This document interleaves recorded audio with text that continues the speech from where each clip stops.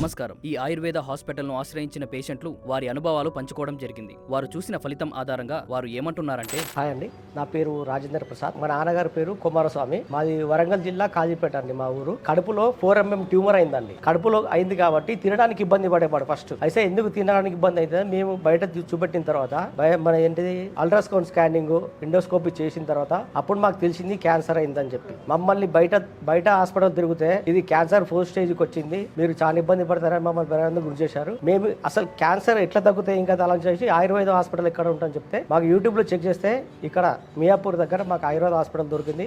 అది మా అదృష్టం అండి. కానీ ఫస్ట్ కీమో వచ్చిన తర్వాత ఇది మేము హాస్పిటల్ ఇక్కడ ఆయుర్వేద హాస్పిటల్ చూస్ చేసుకొని ఇక్కడ మెడిసిన్ వాడాము. ఇప్పుడు 4th కీమో ఇచ్చారు. ఇప్పుడు అంటే ఇక్కడ తీసుకున్న మెడిసిన్ కి మా నాన్నగారు కలర్ చేంజ్ కానీ వెయిట్ లాస్ కానీ ఒక్క ఇంటికి కూడా పోకుండా నాకు గుడ్ హెల్తీగా ఉన్నాడండి. మేము ఫస్ట్ అంటే ఇప్పుడు 2 months అయితే ఉంది మెడిసిన్ తీసుకొని. ఇప్పుడు మళ్ళీ సెకండ్ మెడిసిన్ కోసం ఇక్కడికి వచ్చామండి. క్యాన్సర్ అయినా కానీ మంచి భయపడతా ఉంటాడు, కానీ ఇక్కడికి వచ్చిన తర్వాత మాకు క్యాన్సర్ అనేది భయం లేకుండా పోయిందండి. బయట మాకు 4th స్టేజ్ అని చెప్పింది. మా నాన్నగారు ఇక్కడికి వచ్చిన తర్వాత ఫస్ట్ ఆఫ్ ఆల్ ఏంటంటే మాకు నమ్మకం వచ్చింది. ఇక్కడికి ఫస్ట్ ఇది వాడితే తగ్గిపోతే నమ్మకం వచ్చింది. ఒక 1 రోజులకు మాకు మార్పు వచ్చిందండి. 1 రోజులకు మార్పు వచ్చింది.